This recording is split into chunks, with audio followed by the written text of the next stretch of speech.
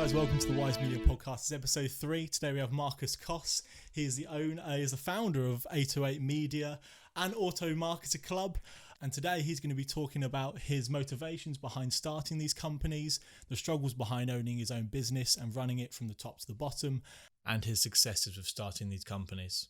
So Markuss, welcome to the show. Thank you very much. Thank you for having me. I'm excited. This is my first ever interview, so exciting, isn't it? Yeah. It's a bit terrifying with the cameras, but you'll get used to it after a while. I like the setup. So do you want to just introduce yourself, talk a little bit about you, and what your companies are? Yeah. So my name's Markuss, as you can probably tell with the intro. So I guess a little bit about myself. I'm going to try and make this sort of as short as possible, because it's kind of a long story. But essentially, I was born in Latvia. That's an Eastern Europe country. Both my parents are from there, so I'm originally sort of fully from there. I lived there till I was 10 years old.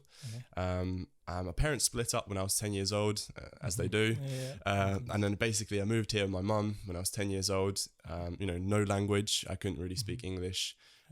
Somehow picked it up really quickly in school. Instead of I remember this, instead of doing sort of science and PE, I would do extra English lessons. Just learning the language and understanding. Okay. And I just picked up English quite quickly. And then I guess I should probably mention something about Latvia, and like this is all going to tie into why I'm starting businesses and why I'm so motivated. In Latvia as a whole is quite a poor country, if anybody knows about Latvia. Riga itself, the capital, is really nice. It's kind of like London, just a little bit older.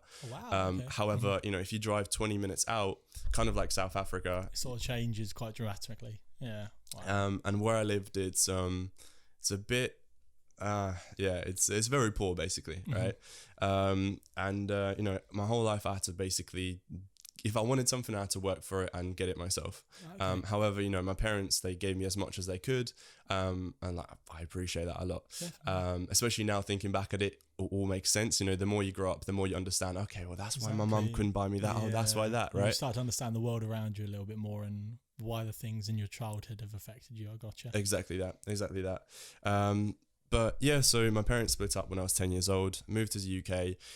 As you can imagine, English wasn't so good, so kind of fluked school. I never really enjoyed it anyway. I don't know, just I don't like being told what to do. It's just like a trait of mine. I can start to see now how certain elements of your life so far is tied into where you are now. I'm starting to see it. It should make sense. Yeah. So that's like, I don't know where, I'm still trying to figure that out, where I've had that sort of idea of like, when somebody tells me to do something, I'll do everything I can not to do that thing. Like it's just how I am. Like I like to do my own thing. It's quite funny. It gets me in a lot of trouble, but I guess it's worked out for now. Yeah, exactly. It's worked out well for you. So anyway, so I didn't really enjoy school that much, kind of fluked it. Funny enough, the only thing that I really enjoyed was media. Oh wow, okay, yeah. It's obviously what you're doing as well, which is awesome, which is why we can relate so much. I love it. Yeah, we understand each other. So throughout school, I kind of got really bad grades. Other than media is the only thing that I kind of took seriously. Picked up a camera and I just got editing with Photoshop, Premiere Pro. Like it was like that. I don't know how. Wow. Genuinely. One more thing I should probably mention is quite important about my story. Before I even went to college, there's a massive gap in.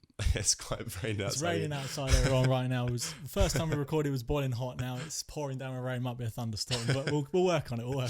It's all good. You can't really beat the weather in it. No, exactly. The UK is dodgy for weather. Moved to the UK. English wasn't so good. Wasn't really enjoying school.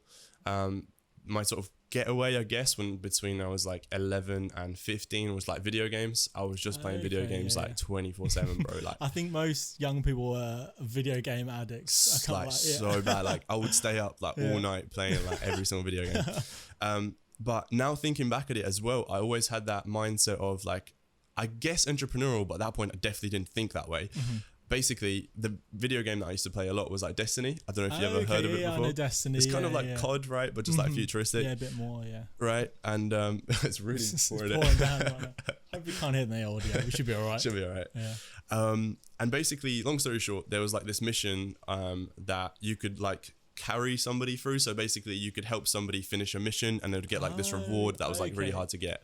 Basically I was such a nerd. I was helping people to do this stuff, like, you know, bringing them through this mission. Wow, okay. And I was literally charging people money to do that. Wow, jeez, Christ, making money out of everything. I love Honestly, that. That's cool. So that was like one of my first, I mean, before that, when I was like this little, I remember this was back in Latvia. Again, quite a poor country. So, you know, we didn't really even have like football cards or Yu-Gi-Oh cards. Well, there was, but I couldn't afford them. Oh, gosh, So I was literally just drawing them, bringing them into school, and kids would honestly buy them. Really? I'd spend it on like sweets and shit. So couldn't say it was always on video games or sweets, but still, it's that starting of that sort of understanding that you can make money from a lot of different things and building that up. That's amazing. Okay, I think that's probably the beginning of where that mindset starts to go. Like, if I do this and I do this and I sell it, I get this. That's amazing. And let me just do that more. Yeah, especially. I don't know any, even my brother, I don't know any kids who have been doing that, sort of understanding that early mindset of, obviously when you're a kid, you're understanding the world around you every day, and by doing that, setting yourself apart a little bit, and by understanding that by selling these things I can start earning money. That's the start of an entrepreneurial journey right there. That's amazing. But I think as well, something that you said, like you don't know many like younger people that were doing it, etc. I think that is a part of how they're brought up, right? Definitely. I feel like if you're brought up in a family that's, you know, even lower class or middle class, like I would genuinely consider myself, I was lower than lower class. Like that was how I was living in Latvia. Just to preface, by the way, like imagine we didn't even have like an oven in the house. We didn't have a toilet in the house. You ever watch Borat? A long time ago, yeah. You know, like the beginning scene where he's going through like a little fucking village and there's like a horse. There wasn't horses towing like things. We had cars and shit. But like, just imagine like a house. Something like that. Yeah. Wow. So just to like set the scene of like how I grew up, right? And I think that's probably why I was so into trying to make money for myself, even from such a young age. So anyway, sort of trying to tie up my story, right?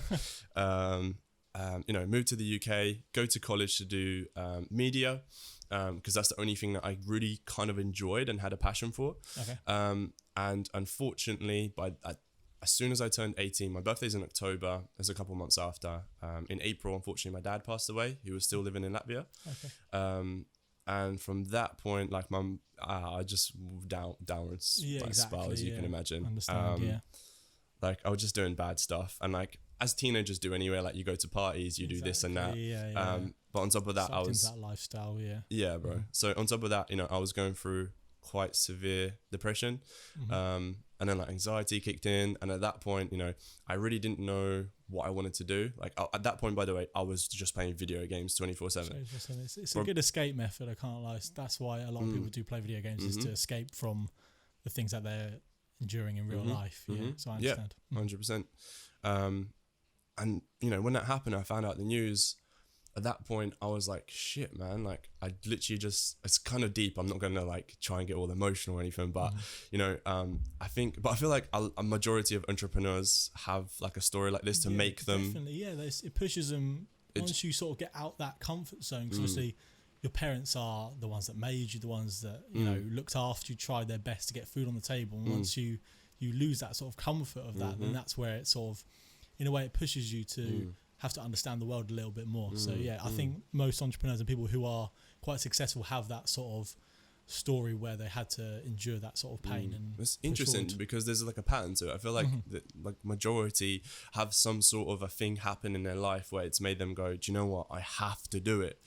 Definitely. So that was literally my point where I was like, right, like I'm doing all this bad stuff. You know, I'm playing video games. I can't remember if I had a job. I think I had an apprenticeship at somewhere at that point. I was earning like peanuts. I was about to say apprenticeships aren't, their money that they give you, I've seen, is not amazing. So and then my mum's, by the way, a cleaner. You know, her English is not so great. Shout out Mumsy, I love you, but I don't know, she might watch this.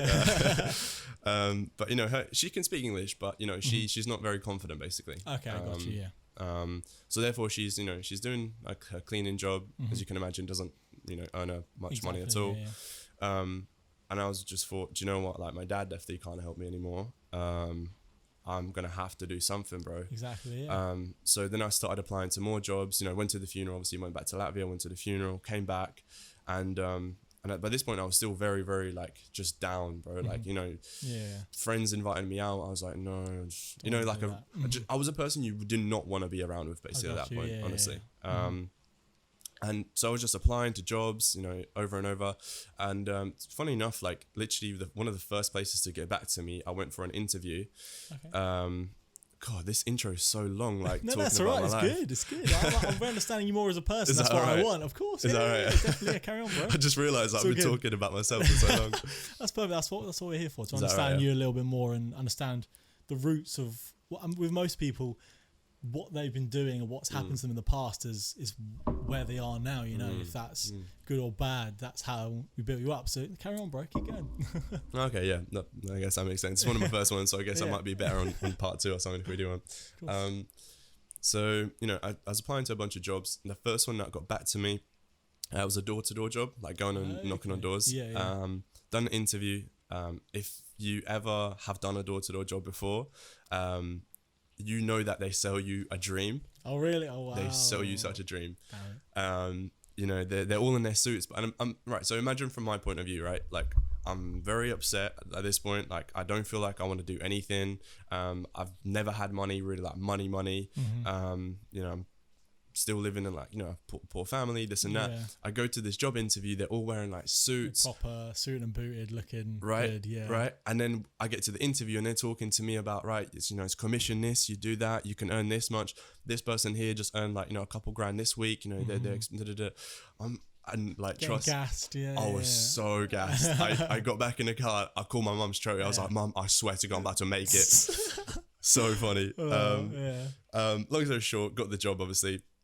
But the door-to-door job was like by far, and that was the first time like I really started to make money. Okay.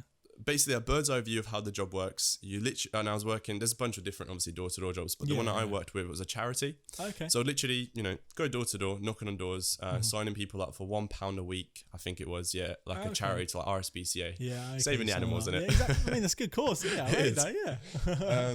And each person I sign up, I believe it was £15 like per person sign up.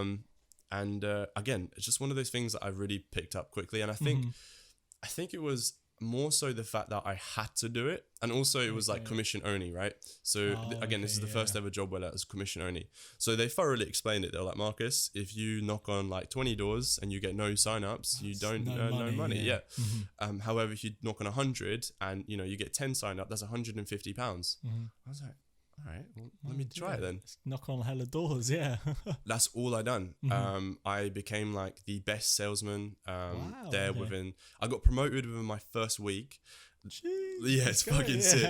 Then I got invited. So how the structure works, without going into too much detail, they basically open up offices all around the UK. They try and do it as fast as possible. Okay. And I joined the one in Colchester in Essex. And when I joined there, within the first week I got promoted. Then within the first 2 months, I believe around that time, they were opening up a new office in Maidstone. Oh, okay. And basically how that works as well is whenever somebody moves to a new office, they take like the 4 best salesmen in the current office to help them open that one. Yeah, so they can get on their feet a bit easier. Makes sense, right? Yeah. So they invited me, and by that point, I'm literally like, I was earning all right money at that point. I wasn't earning anything crazy. I was probably on about nearly 1,000 a week. Okay. But at that point, that was like my first like money. Exactly, you're feeling it. Yeah. I was 18. I had no like expenses to pay. I didn't have a car or anything. Yeah.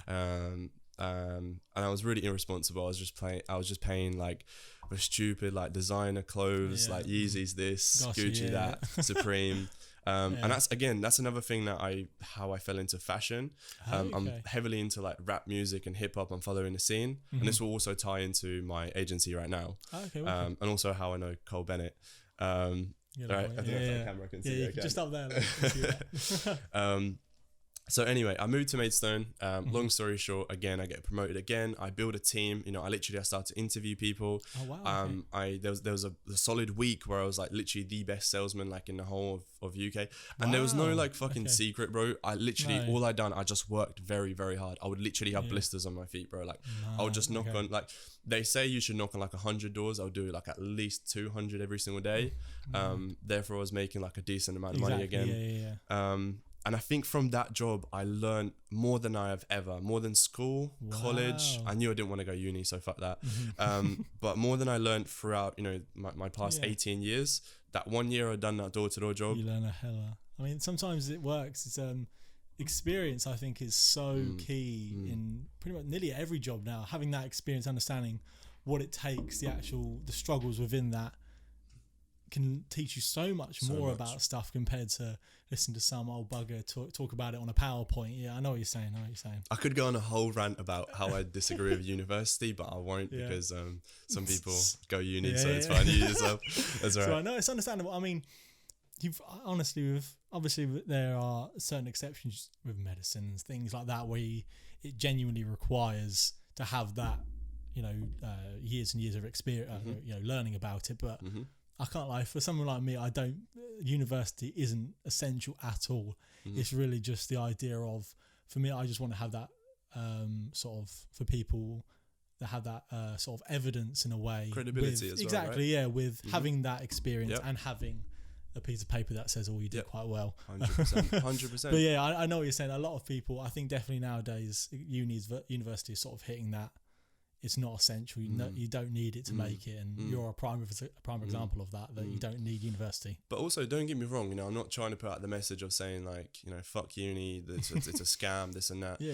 I think it's still an amazing thing, because for people like even myself, maybe that don't have any brothers or sisters, you know, they're living by themselves. University might be a great thing to get yourself. You know, you move out for the first time, most likely, right? If you move to a university, you connect with more people, and I think the main positive out of university in my eyes, this is just my opinion again, I'm full of opinions like everyone, is I think the best thing you can get out of university are the connections. Like, definitely. You know, some of my clients right now are from university. That's what I'm saying, so bro. Connections are a big part of that. And also like 5 years down the line, you know, let's just say you meet somebody in uni today. 5 years down the line, you know, obviously you guys have finished university, blah, blah, blah, you have your own successful businesses. You never know, you might go for a beer and they might know somebody that you know somebody, or, you know, you connect.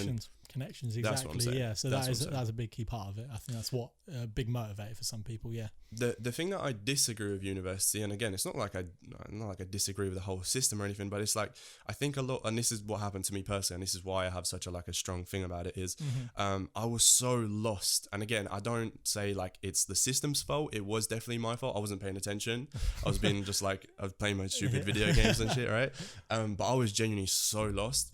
I had no idea how the system even worked. I genuinely didn't understand like that you had to go to college for 2 years, then go, or even, you know, 3 years and then go to university, or the uni debt. That's all. I just heard so many bad things and I was like, what is the point? What is the point of that? No, it's understandable, 100%. It's like when you really put it in hindsight, it's a minimum of 50,000, well, around £50,000 to, for some people, they don't even use. I know there's some reasons why I used to work in the supermarket.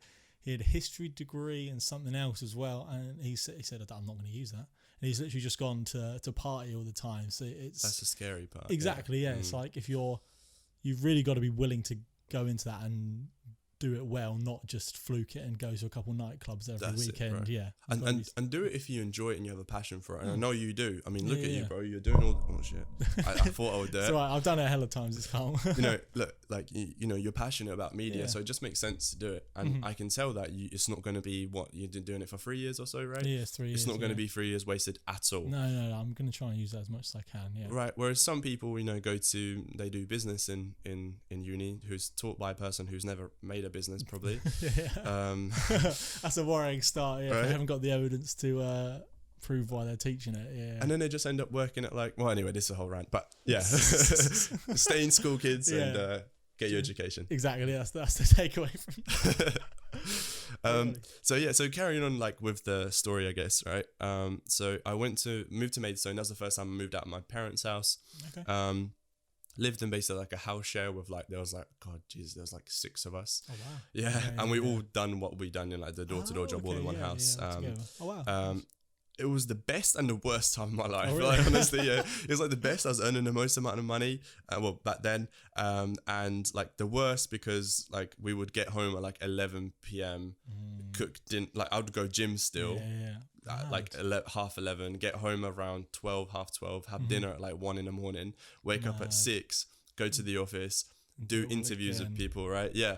That's that hustler mentality, though, isn't it? Yeah. Working hella long and just pushing for that. And I think, I mean, any business owner or entrepreneur has that sort of story where they have to put those hours in and really sacrifice times going out, sacrifice seeing your family, and you really have to push for what you wanted. So yeah, I understand. It's a hustler mentality. It's very true. That's something that, I mean, I honestly believe I'm going to sacrifice majority of my 20s. Like, yeah, I mean, that's what some people say. You have to really, if that's what you want and you want that sort of framework of what you built up to last until you're on your deathbed, then that's what you got to do. You have to sacrifice time, you know.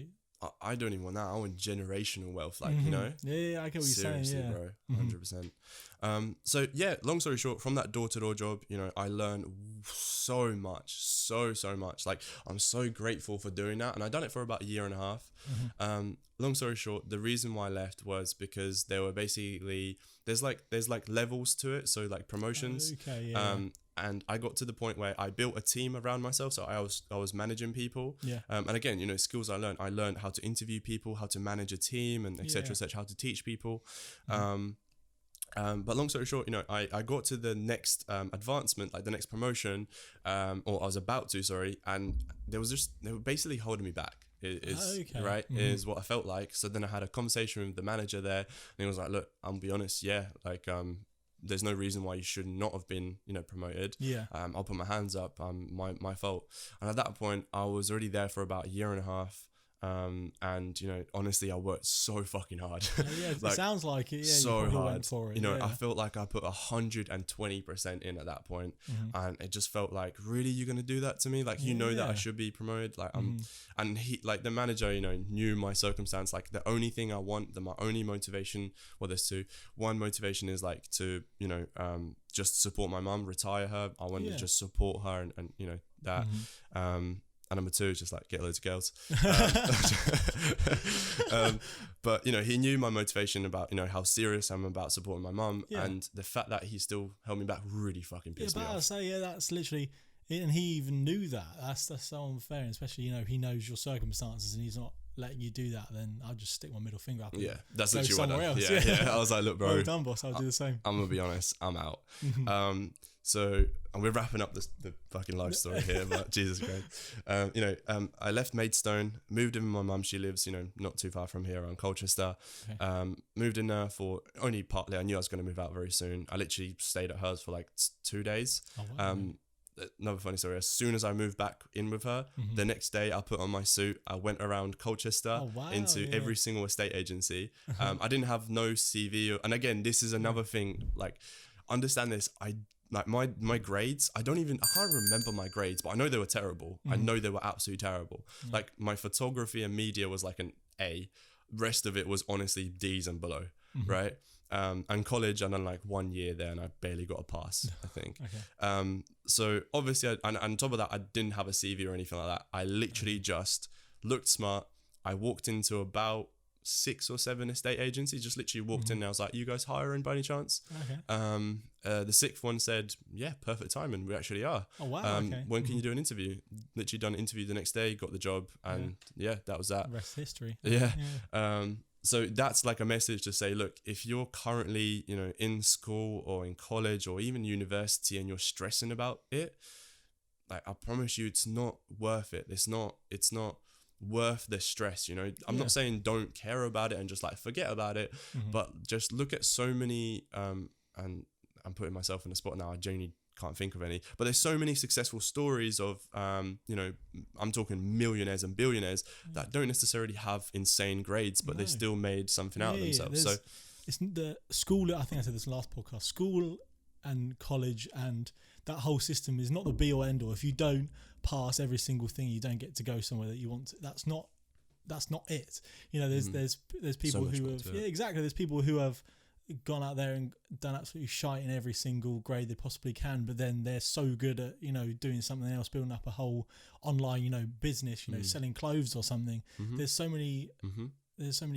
it's weird to say like success for people, they say, is, you know, getting that good grade, going to university, then getting that mid-tier job and earning, you know, an average salary, then that's successful for some people. Whereas there's so many different avenues of success. You don't have to follow that one thing of school, because that's what it is. It's like putting all these different animals into this one funnel and getting them through that, and then that's what the school system does, is making one sort of type of person. Scary.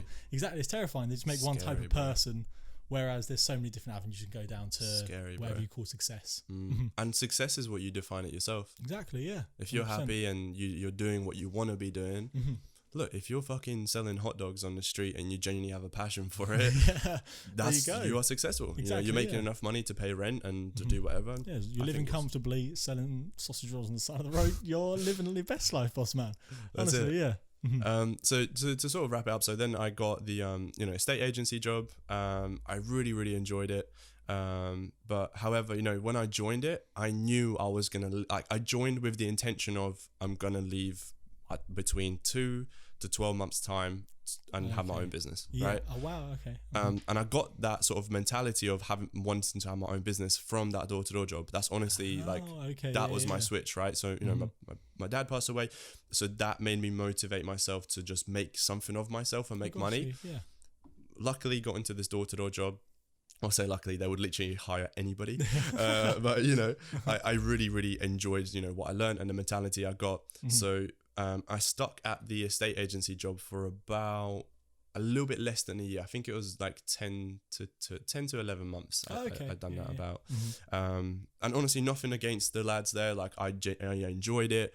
And you know, when it came to the point of me leaving, I just genuinely had a heart-to-heart chat with the two managers, just saying, look, you know, I just want my own business. I'm gonna take the risk. So yeah, and they were fully supportive. They were like, look, you know, I support you, because when I was younger, you know, your age, I'd done the same thing, and I was like, so it just makes sense. But before I got to that stage where I quit my 9 to 5, I tried a bunch of different things, like as in my own businesses. I think the first one was, and this is where Cole Bennett comes in. So one of my mates back in Colchester, he has his, like, you know, we're living in the hood, and he has his own like music studio in his house. And like it's professional. He's redone it now, so it looks even sicker. But he has like everything professional, like a whole little booth. And he would just get rappers like coming into you know, his house and spitting his verses, etc.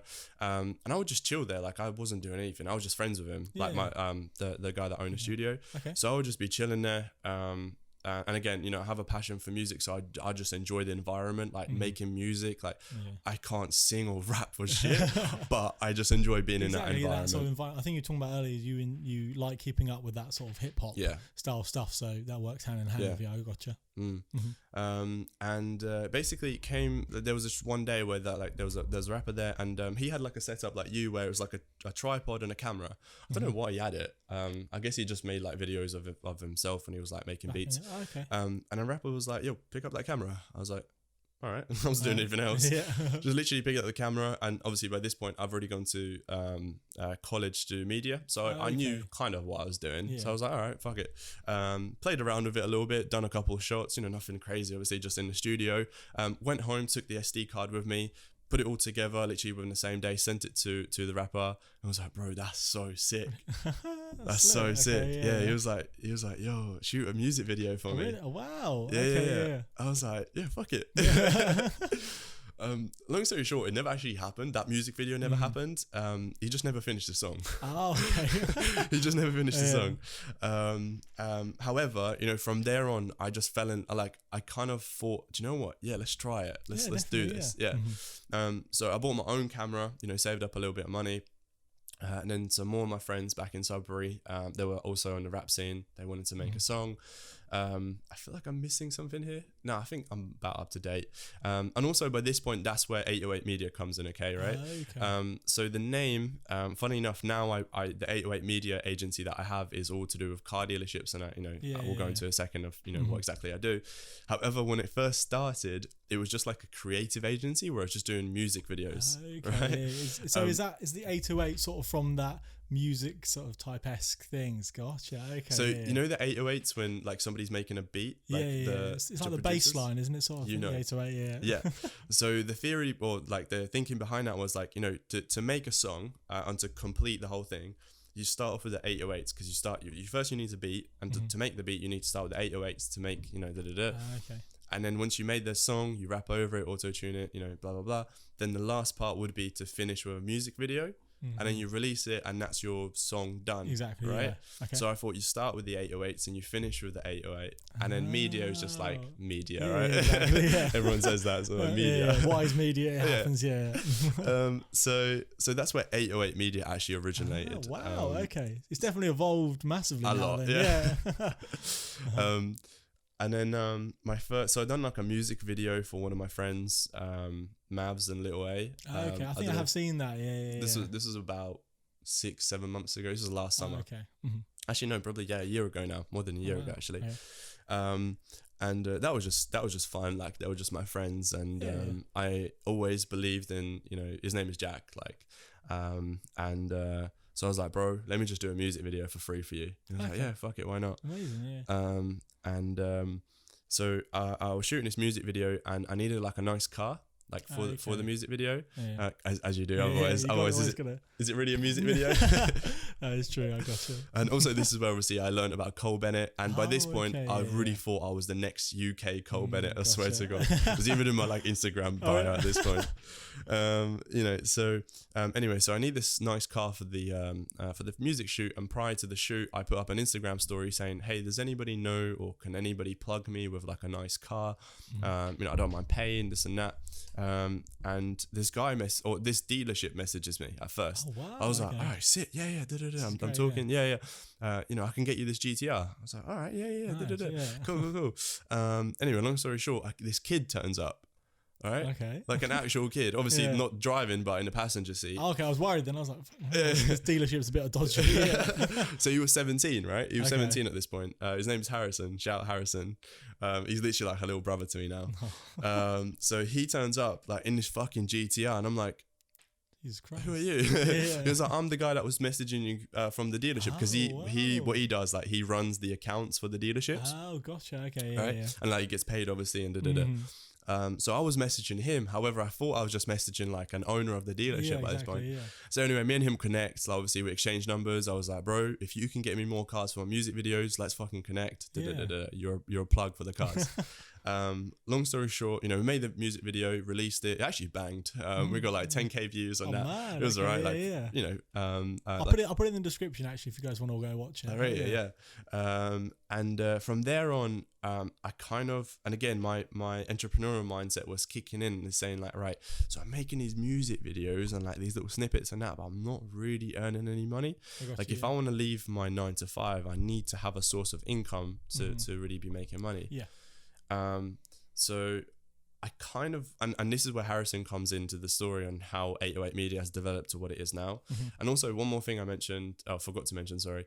Before I even tried to do this, music video stuff, I thought I was going to be a personal trainer. Oh, I was really going through like this online course and like it's really just finding the different streams and which one works. That's what you want for it. Amazing. That's it. I'm so glad it didn't work out. And the reason why it didn't work out, by the way, is it was actually a scam. So I pay like £300-400 for the online course. In reality, they're meant to be like anywhere around £800 to £1,000.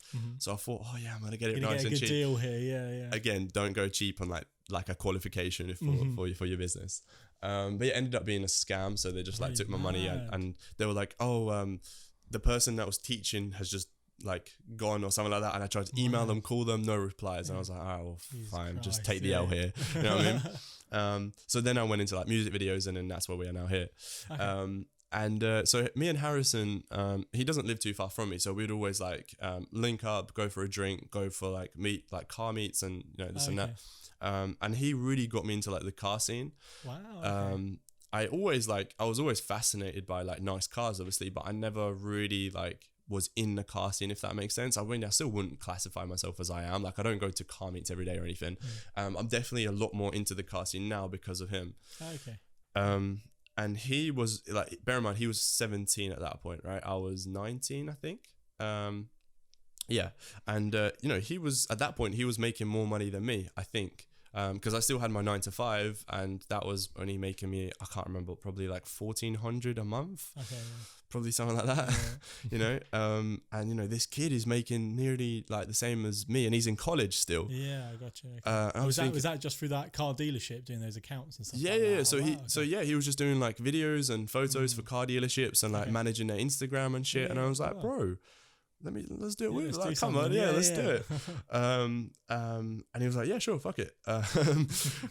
So long story short, he didn't really have like a business, if that makes sense. It was just Harrison was helping the dealerships, and I had like a business. I had 808 Media at that point, right? And he was like, bro, I'll just come like in as a 808 meet, like I'll be a part of 808 Media. And I was like, all right, that's it. It's like you both had things that you could join together and make it. I got you. Okay. That's it. And actually, funny enough, at that point it was called 808 TV. TV. Oh wow. Okay. Yeah. Where I got that idea was MTV, like music videos, like old school days, right? Yeah. And I thought like 808 TV could be like the next MTV. Oh, gotcha. Okay. But then kind of transitioned from doing music videos into just videos and photos for businesses, like local businesses. Okay, so literally just going to local businesses.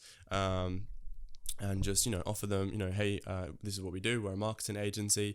I didn't even call myself a marketing agency at that point. It was just like me and my mate Harrison. Can we shoot some videos and photos for you?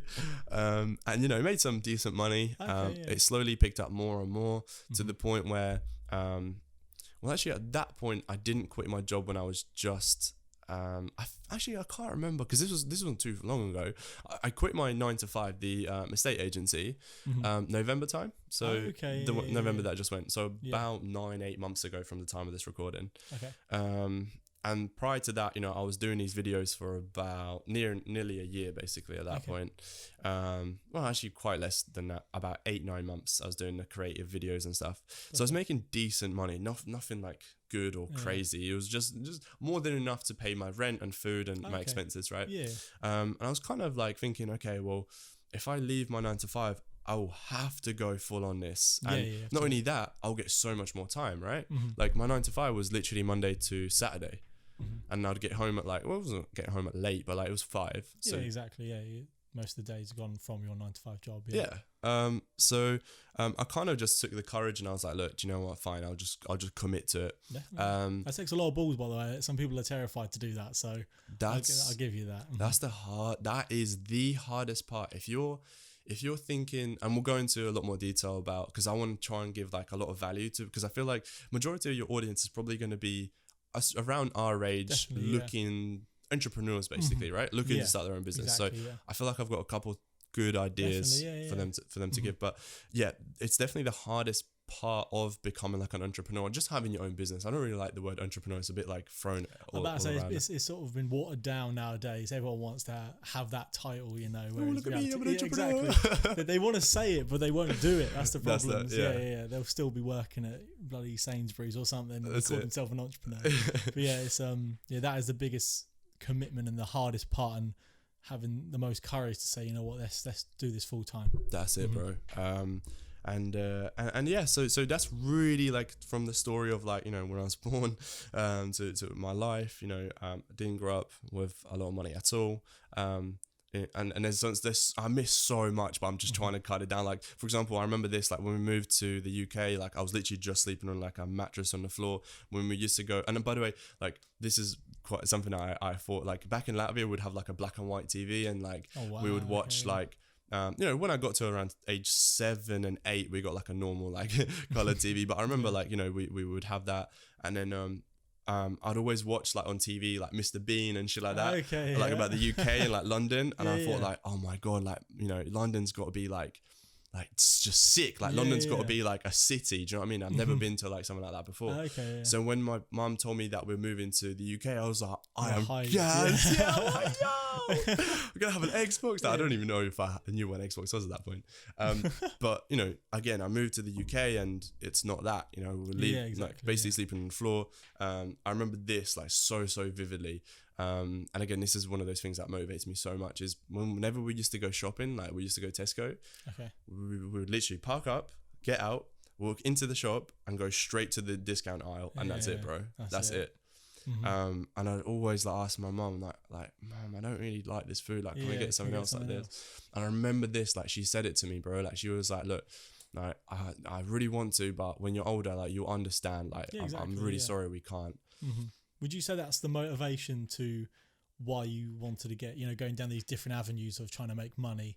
Would you say 100%. One of those that is the catalyst to 100%. You know, you've seen that rock bottom where you're going past, you know, these foods that you want and you have to go to the cheaper things? Yep, 100%, bro. Because you're in that position where like, who else is going to get you that stuff? Exactly. Like, imagine yourself in that situation, right? So like you have to do it, bro. Like if you want nice things, no tooth fairy is going to put like 200 grand under your pillow. You know what I mean? Like you have to work for that stuff. And that's really where I got that burning desire. And yeah, to really wrap up like the story, I feel like I've said I'm going to wrap it up like 20 times now, bro. You know, that's where my what I'm doing right now. So you know, I have my first business is 808 Media, which is you know, a marketing agency for car dealerships around the UK. You know, we generate them qualified leads and basically help them sell cars. Super profitable, so easy to get them return on investment. You know, for example, if we work for a typical dealership that sells like your middle range cars like Ford Fiestas, just a typical dailies, right? Obviously, depending on where they got the car from, was it an auction or a private seller? I'm not going to go too much into detail, but you know, just a typical Ford Fiesta, that's like 10k. They're probably looking at a profit margin per unit sold around 1,500 to 2,000. So if we help them sell just one or two cars and we average 5 a month, you can imagine how much money just us we're making them extra a month. So therefore we can charge like a decent fee, right? It's find those profit margins where they're healthy enough that you both can have a pick at it. That's it, bro. So it's it makes sense for both of the parties, right? Exactly, it's a good partnership. But don't get me wrong, like it took me a lot of time to figure out what I wanted to do within the marketing agency. You know, I tried to help estate agents because that's what I used to do before that. You know, I tried dentists, like detailing companies, and my first ever client was a car dealership, so that's why I stuck with them. And they're just so easy to work with because the majority of them, like, they have a lot of money, they spend a lot of money on marketing anyway. A lot. I mean, like an Auto Trader, like a dealership around 70 cars, they'll be probably spending around £6,000 a month just on Auto Trader. Plus everything else, probably accumulate to around £10,000 in marketing. So you know, and again, this is I'm around big money now again, and I'm thinking like, there's got to be a way I can sort of tap into this, and there is. So that's where I learned about it. And long story short, you know, that's what I'm doing now. So that's my first business. Been doing that for about, you know, the creative agency, I've had it as a whole for about a year. And then what I'm doing now, like the paid ads, about 9 months. And also I have like a Facebook group where I'm teaching people, you know, for free on how to do what I do, how to start an agency, how to find a client, how to close them, etc. And from that group, it's grown. It's about around 2,500 now people. And you know, they're all people looking to do what I do, like looking for help. And you know, I've been doing this for free basically for the last 2-3 months, like literally just hopping on a call with people, just helping them. I still do it, to be honest. Like I was doing it today, like free calls, because I genuinely enjoy helping people. But somebody just offered me money for it. They were like, look, bro, I will pay you if you help me one-to-one, like constantly. It's finding that value, isn't it? The people that you've done it, you've been there, and by providing that value of the knowledge, that's how you create leverage and you can start earning money. Amazing. 100%. So that's really where I'm starting my second business. My first ever student was actually one of my friends. And he's unfortunately, well, he did get furloughed, but then he was just sick of the job anyway, so he wanted to leave, and he was just genuinely like getting depressed and like bad. So I was just like, bro, I can teach you how to make money. I promise you this shit works. You know what I mean? Yeah. I was so confident in it. I still am. You know, that he's literally quitting his job. He's doing what I'm doing now. Amazing. Okay. And he was like, well, he still is, my first ever student. And from there on, I got that sort of proof of concept that I can teach somebody. And that's now my second business, which is Auto Marketer. Well, it's Auto Marketer Club. I guess that's what I'm calling it. Yeah. I'm literally teaching people how to do this stuff, one-to-one mentorship. And I'm currently building like an online course on basically how to do this stuff. Oh, okay. Are you charging for that online course then? Yeah, we'll be. Amazing. Okay, perfect. I'll leave you got like links to the Facebook group and stuff like that. I appreciate it. I'll chuck it down. So if you guys are interested in you want some help, just go down to the description and click those links. Awesome. Appreciate it, bro. That's all right. It's all right. It's all about, sharing each other, making sure we help out each other and stuff. Wicked. Appreciate it, man. So we talked about the motivations a little bit in your life story and how you've built up from, the things that you've done when you were younger and how you've pursued that into what you've made now. In terms of doing that difficult process from going from dropping out of college, from taking that risk in terms of dropping out of college and going full-time into your businesses, would you say that people supported you in that process? And what were some of the struggles behind that in terms of, was it just terrifying, or were there certain things that were holding you back? And talk a little bit about that. I like that question. So the question was between college and dropping out of college, right? And then pursuing sort of, what you want to do in life in terms of, the societal norm is you have to do college, you have to go to, well, you don't have to, but you advised to go to university. But you said fuck that and literally did what you want to do. What was the process, and did you find it difficult? So, and again, this is why I was just confused basically at college.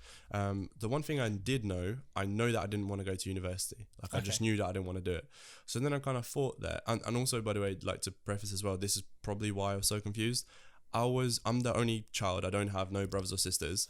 And my mum, like, bless her, she doesn't necessarily understand like how, it works here in the UK. Like she hasn't gone through it. You know what I mean? Like she's moved here when she was like, what, 30?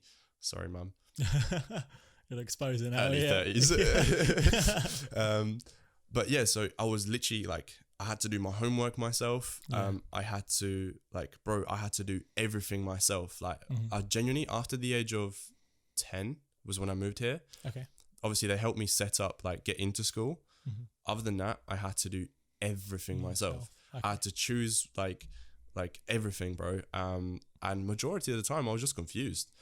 So I think that's why I didn't know what I wanted to, like I knew I didn't want to go to university. So I was in college because you need to do a couple of years to go to uni. So I was like, what the fuck am I doing here, bro?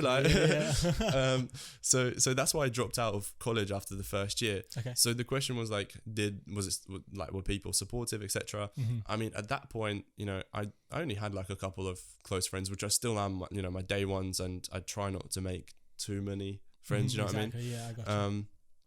But they were supportive, they were like, bro, do your thing. You're good. I find some people, even with parents as well, some people that their parents have had this mentality of you have to do this. There's certain societal things that you have to stick to. So I was just saying because I know some people who they want to start pursuing something creative or something for themselves, but their parents or other people in their lives are holding them back. So I think that's a big thing nowadays is people are they're stuck in this sort of mindset of you have to do these certain things to get where you want, whereas you're living proof that you don't need to do those things. I think the scariest part, something you touched on, is like I feel like a lot of the times, and I have close friends that have gone through this, they are only going to university because their parents want them to. Yes, that happens a lot. It really You know does. what I mean? That's scary, bro. You're not living your own life, which is terrifying in the first place.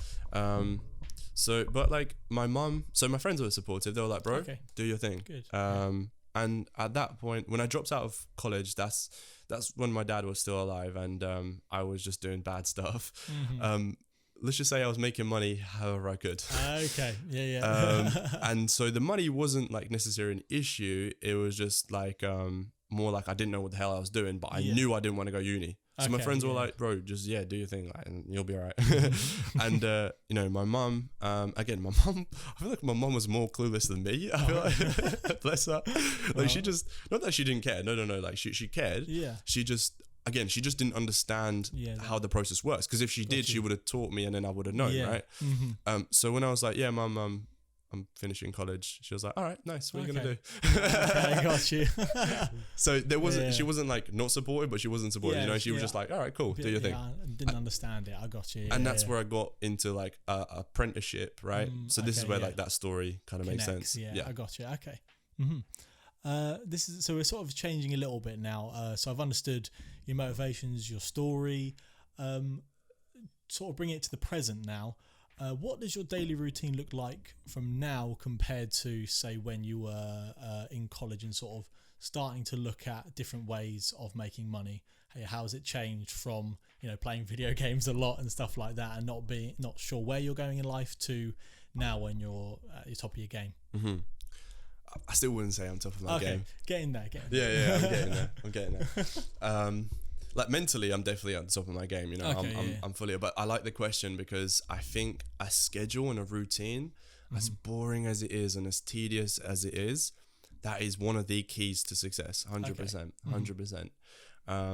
But the question was like, what kind of the routine it is at the moment. What's your daily routine looking like from now around today and then back before when you weren't doing what you wanted to do? The main points is like you just said, I know what I want to do now, right? Yeah. Whereas back then I was just like waking up whenever, doing whatever, playing some video games.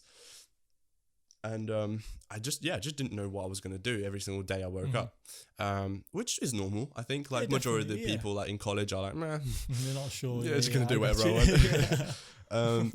But the main difference is now, I know exactly what I want to do like when I wake up. So the routine, just to run you through it really quickly, and like I stick to this, bro. Like my life is so boring as a 21-year-old. It's like, it's ridiculous.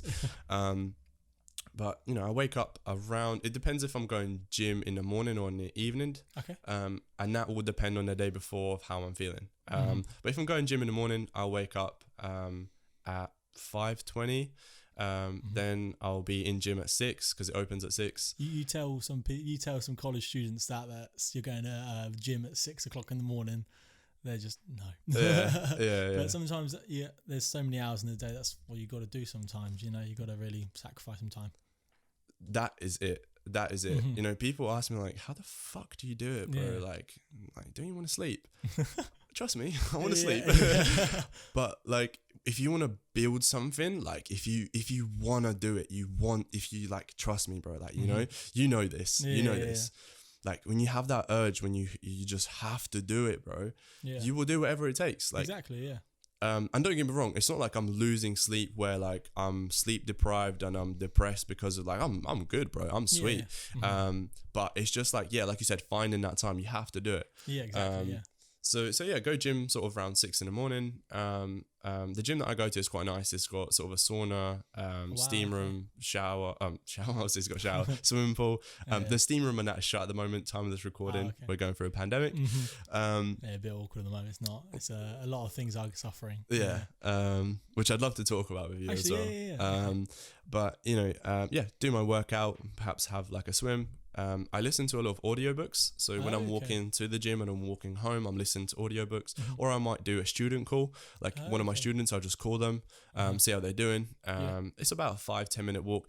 I'm so systemized. I try and make everything like on the way to here, I was listening to an audiobook.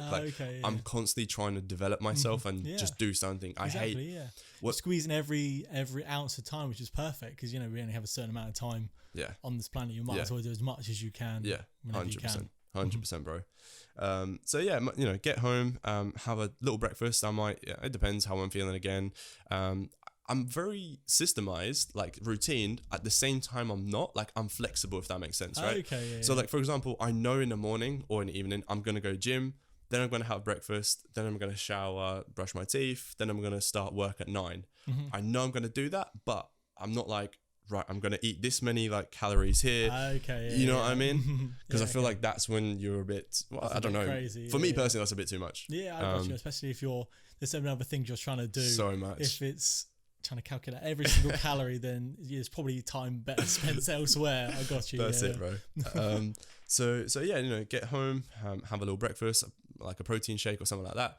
Yeah. And then I'll, like I said, shower, brush my teeth. This is very, very important. I will write down as a spider.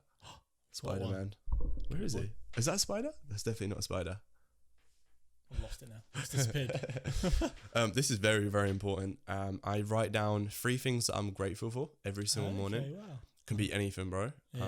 Grateful for my mum. Grateful for the fact that I have warm water in my when you really think about it, like the fact that me and you're able to do this, we can sit in this we have a shelter over our heads. We're in clothes. Like it's these little things that once you lose it,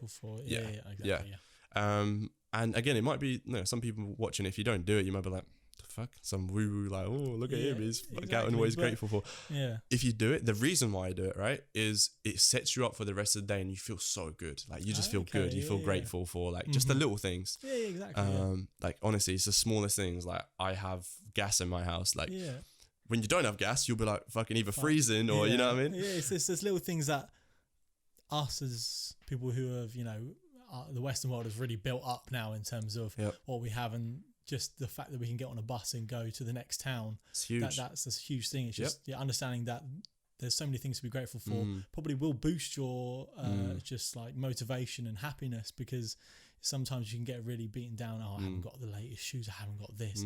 I can't get that in life. When you really sit down and think about there's so many things that you can be grateful for, it can definitely boost you and help you for the rest of the day. 100%. 100%, bro. So yeah, write down 3 things that I'm grateful for. Then I'm really heavily into like visualization and law of attraction. Okay, well, do you know kind of a little bit. A little bit. Oh, trust me, get into it. It's the what you can literally achieve anything you want as long as you imagine it and you believe it and you feel that feeling like in your stomach. Simple as that. Well, obviously you need to do something to it. But still, it's that. I think you were saying earlier, you have that burning passion to do something. If you can understand that, and you literally sometimes you can't sleep because you're so wanting to do that thing, that's probably when you know it's time to fucking pursue that thing as much as you can and achieve what you can, because you literally can do anything. You just got to be willing to get that mindset of I've got to do this and this to get there, rather than saying, oh, I want that. You've got to be willing to do it. But And there's so many stories as well to prove that. Like imagine, that picture of Jeff Bezos, like when he's in his this is an old photo, right? When he was like young. Is it the sign, isn't it? Yeah. Like that. Spray painted sign on the wall. And that's all sorts. There's a picture of Mark Zuckerberg with no fucking socks on, some shorts, and he's got a laptop on here, and he's like working on Facebook. Like, there are so many, and like when you're then at that point, you don't know what you can achieve. Your potential is unlimited. Yeah, exactly. Right? Yeah. So when you really like imagine yourself in the future where you want to be yourself, you really vision yourself, right? You do things to get there. Yeah. Like it's so simple once you start to understand it. But just to finish this question, the routine. We'll talk about visualization in a second, because I really believe that stuff. Yeah. But the routine, so I write down 3 things that I'm grateful for. Then my visualization, I meditate for 10 minutes. Sometimes I don't. It depends how I'm feeling. Again, like I'm systemized, but I'm not. Like I don't hold myself to it that much. As long as I wake up at this time and I start work at 9, that is my thing. Perfect. And then in terms of work, I do work blocks. So again, depends on how I'm feeling. If I can, and when I do work, by the way, that is off and it's in a drawer. I can't even see it. Okay. Yeah. 100%. This is such a fucker when you're trying to do anything, bro. Anything. So in terms of the work blocks, I either do like 2-hour work blocks or an hour. Then I'll have like, and what that means is, by the way, like everything is off, away, and my desk is clear. I only have my laptop on there, and I'm working. Right. Some deep work. And I have about a 30-minute break where I just quickly go on my phone. Maybe I'll go get a drink, some food, some snacks.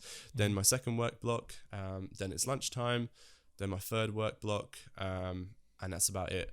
And then my fourth one, sometimes I do a fourth one. It depends on if I need to do any callbacks, if I have any more meetings, etc. Okay. If I don't, then I'll just either chill, go read a book, go do whatever. Okay, perfect. So that's my routine. And then there's an evening one as well, because evening one is just as important as the morning routine. The evening one, which to be honest, I need to work on still. The evening one is basically like, look, at 8 p.m. I have an alarm that goes off. I go have like either a cup of tea or something like that. Just basically a wind down at 8. Okay, yeah. And the reason why it's hard for me, because I'm always like, distraction here, go out, do that, go for a meal. Do you know what I mean? I'm trying to cut all of that shit out. I got you. Yeah. But if you're doing a morning routine and you're not doing an evening routine, it doesn't work.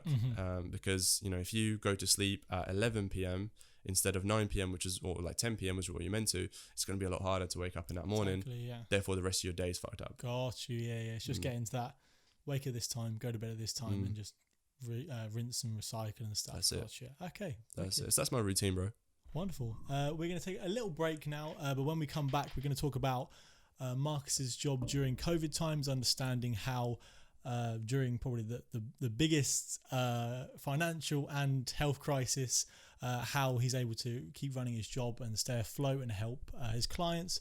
And we're also going to talk about some keys to success and things like that. So we'll be back in a bit.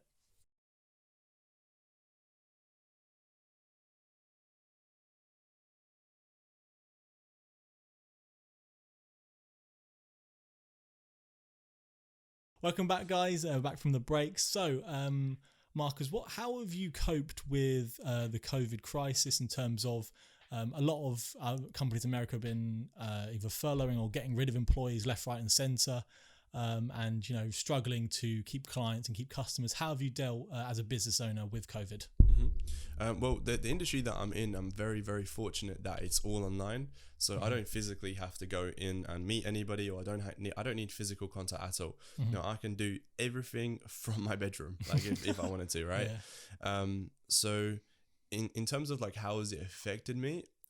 In terms of business, it's actually affected me positively, because more and more things businesses need to go online to adapt anyway. But now COVID has forced them to, you know what I mean? Yeah, they have to do it. Yeah. Like that's why Amazon is literally one of the biggest. I think is it the biggest company? I think it's definitely up there. I think it's pretty close because they've been booming now since everyone's at home and ordering stuff. Yeah. I know.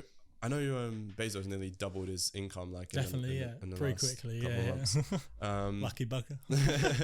But no, yeah. So how has it affected me? If anything, positively in business wise.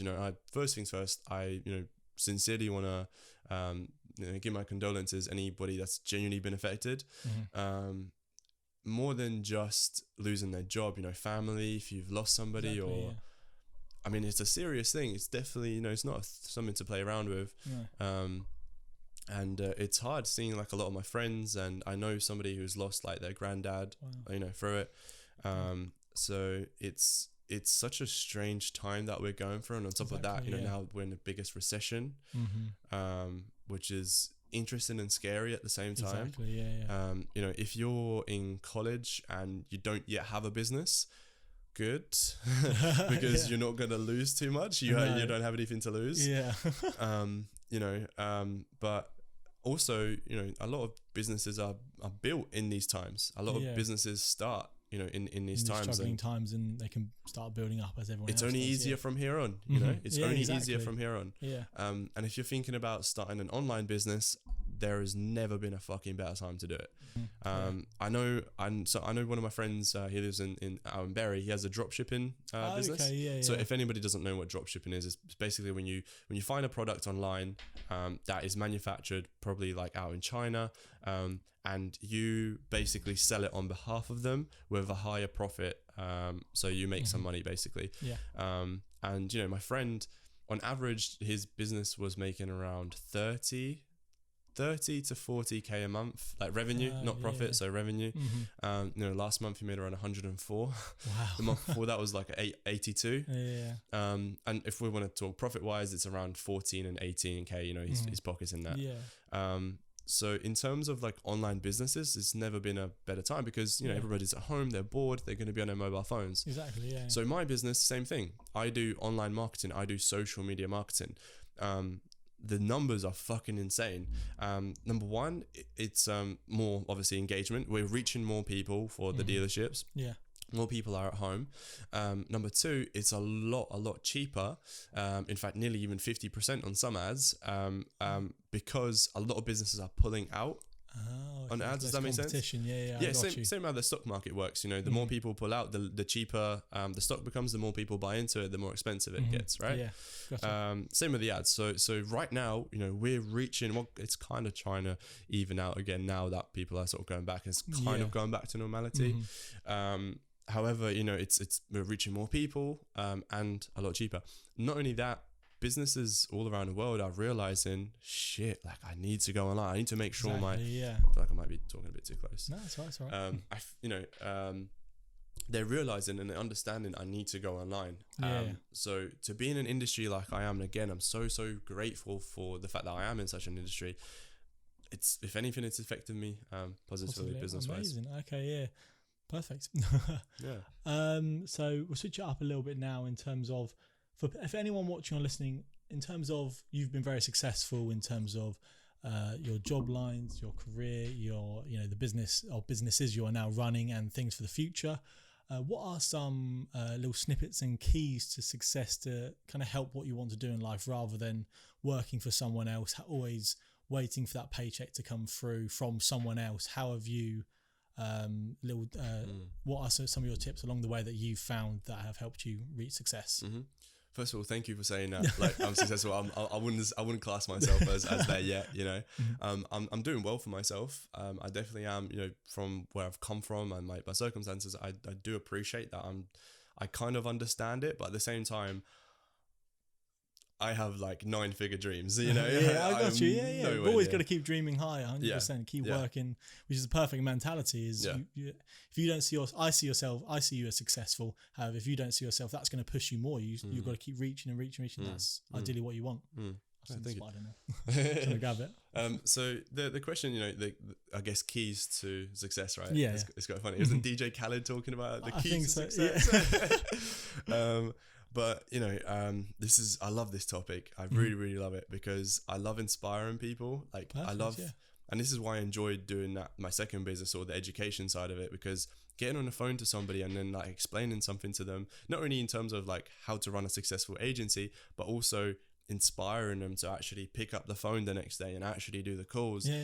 Like that feeling is so awesome. Amazing. So where do I even start? There's a couple. I think the main one is figure out, and it's easier said than done, but trying to figure out your purpose, in a sense that you need to find something that you enjoy doing. Obviously, both me and you have found that because you were doing this, you know, otherwise you wouldn't be doing this. Exactly.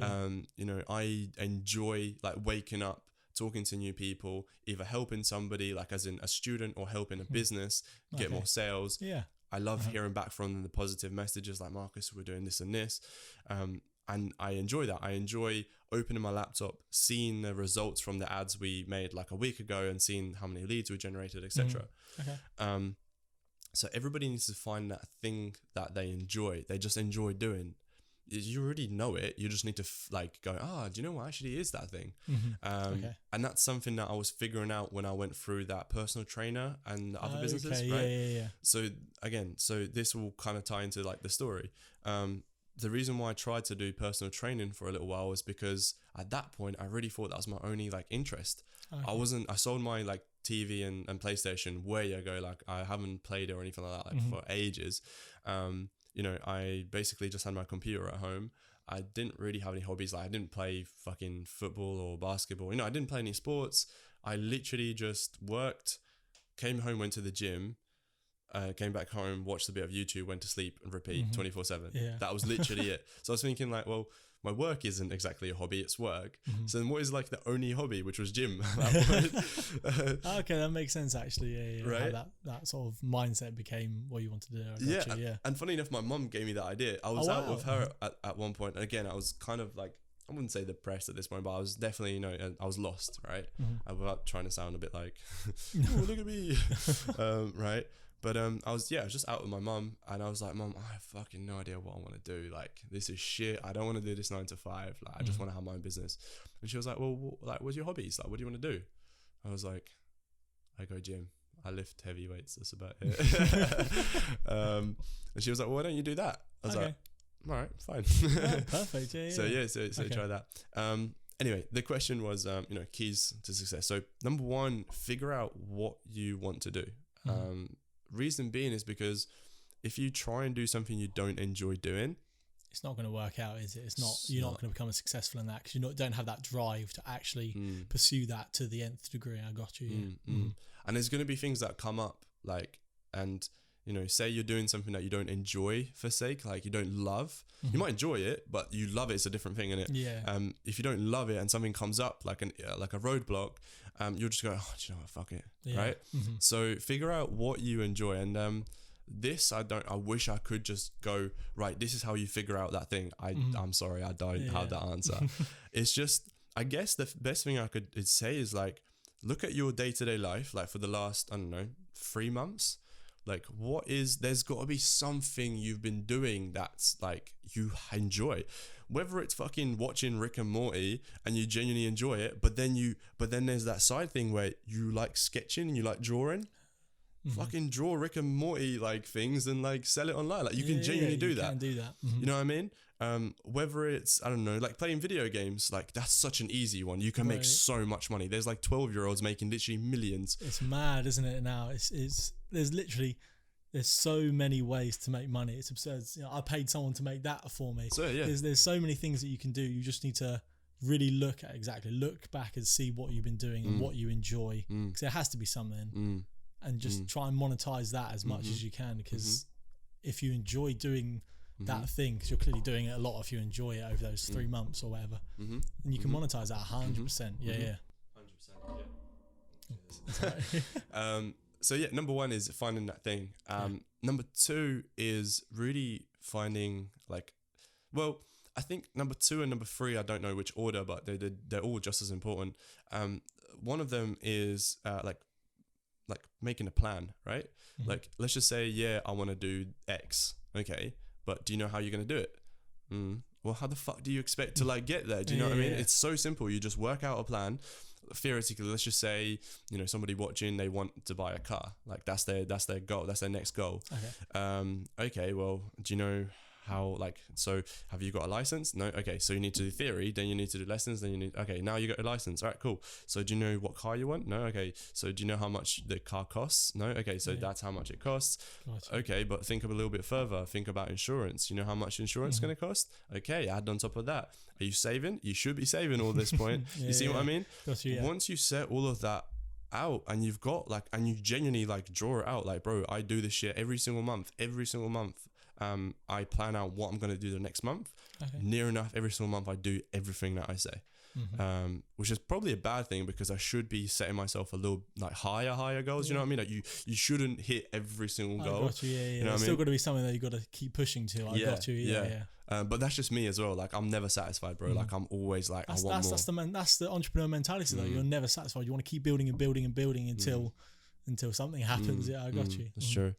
But yeah, so make sure you have a plan. It's that simple. If you don't have a plan, you have no idea where you're going. It's like, I think Ty Lopez said this in one of his videos. It's like going into an airport, just getting, and you don't know, let's just say you want to go to Africa, right?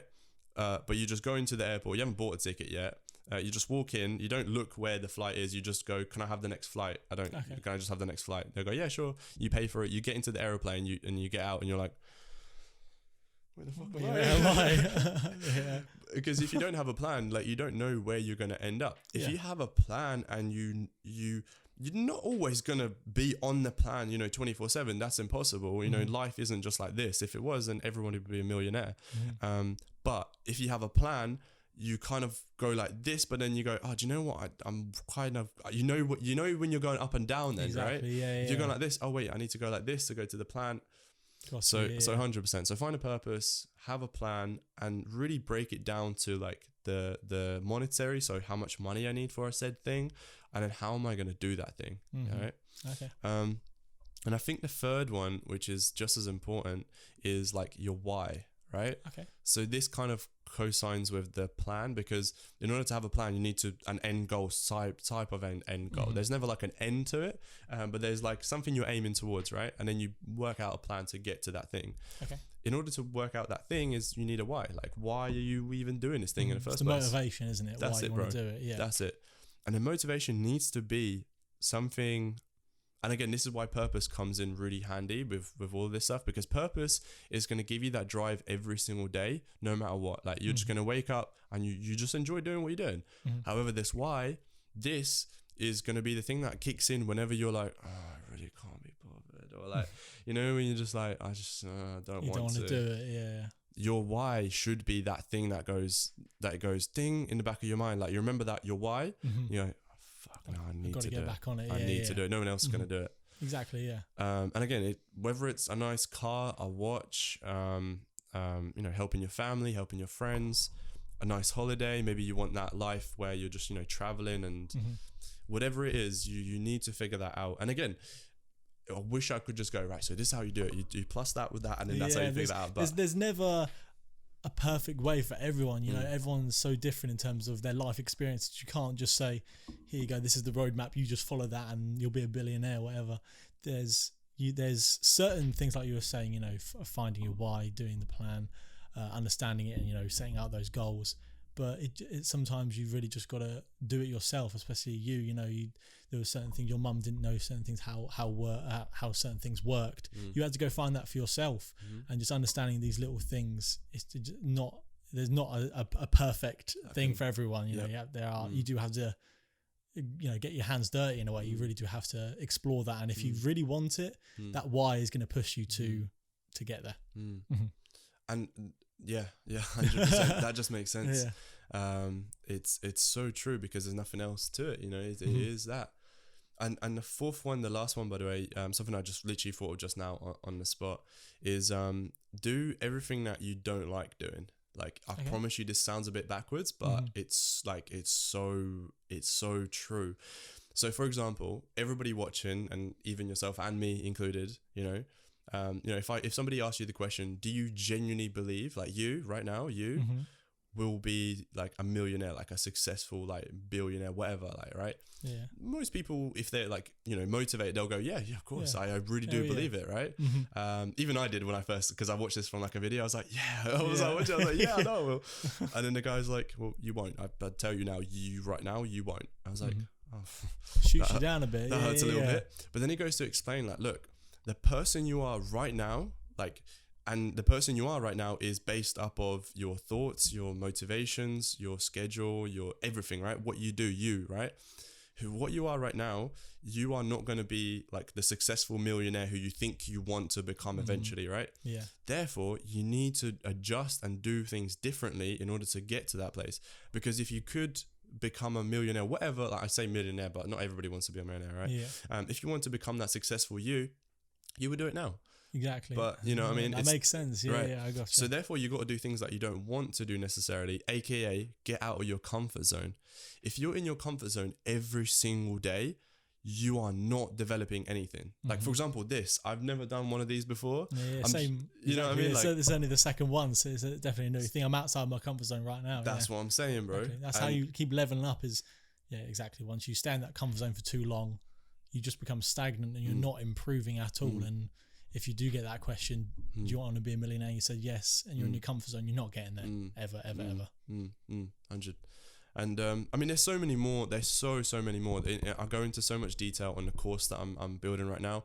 Like, I'm just gonna run through them really quickly. Like, one of them is compound effect. So understanding, it's so simple, but really understanding the things that you do now are gonna like multifold. It's gonna be so much more. Like, the things that you do now are eventually you're gonna see the results within a month, 2, 3, 4, 5 months, maybe even a year.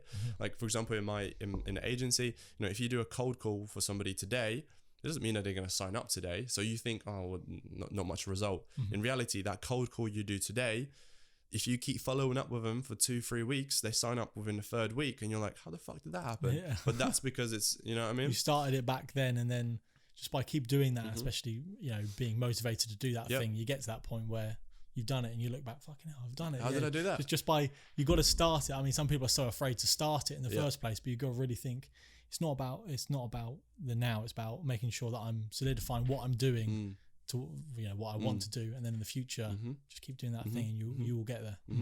It's that every action equals a result. So fucking simple. But once you understand it, so for example, like it's as simple as every action equals a result. Like for example, you waking up, you snoozing the alarm, that's the action.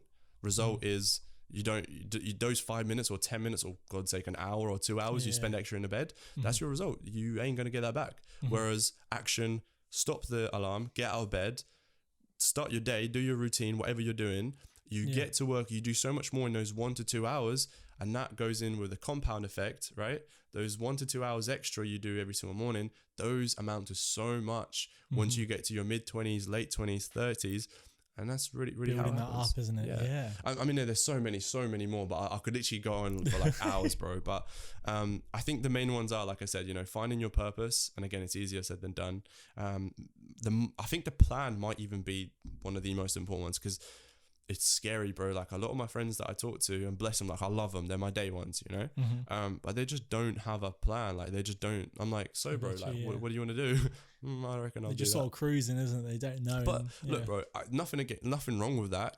Do your thing, bro. Like not everybody wants to amount to something like that. Of course, because not everybody, like, you might sound like, like being Elon Musk must be really cool. Do you know how much fucking stress he must go through? Every single day. It's not the Elon Musk you see on the videos is not the Elon Musk and you go home, not the Elon Musk when he's in his desk. There's so many more things to amounting to that amount of success that people don't see.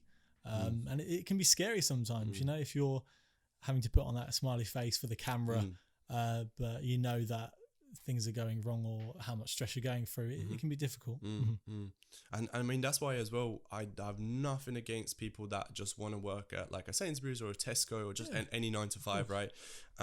Because having your own business comes with a lot of like stress and anxiety and everything. I mean, there's no one gonna hold your hand. Like you are the thing that is running a business. So it's a big accountability. That's the word I'm thinking of, right? You have a lot of accountability. So if some people just want to do their 9 to 5 and they're happy with it, nothing wrong with that. Absolutely nothing wrong with that. Because if everybody wants to be an entrepreneur, I don't know if the world would be a better or a worse place. I do think about that sometimes. If everyone had their own thing, I mean, it would be quite difficult. It would just be one person jobs. There wouldn't be anyone else in their thing. So it's a bit weird to think about. But I don't know. I think with a lot of entrepreneurs, the whole thing is that you're building something out of nothing. I think that can be quite a cool world to have, where we're building stuff every single day that can amount to something. I think that's why it is amazing that people like you are doing, building stuff out of nothing. It's incredible. You think about, people, you're talking about, what's it called? What's his name? Jeff Bezos, that's the name. Fucking hell. Sitting in his garage with a spray painted Amazon.com sign, starting from nothing and building that way up. That is scary and it's terrifying. Selling books. Exactly. Yeah. It's just finding anything. And, some people don't want to do that, and that is their choice. But I think it'd be quite cool for a world if everyone was an entrepreneur and they're building something for themselves. It'd be definitely different. Definitely a different world. Terrifying, but I think it'd be quite cool. I definitely think with this generation, it's more and more people are like. I think they've seen I think they've probably seen the what it can give you, and that is a motivation for them, I suppose. And also, like, everything's online, isn't it? So yeah, true. You can make money. It's so easy it's to crazy, make money, isn't it? Yeah. You can literally become a millionaire from your bedroom. Like, that's crazy. And again, it's one of those things that I'm grateful for every single morning. Like, I mean, like, and I know this sounds so like.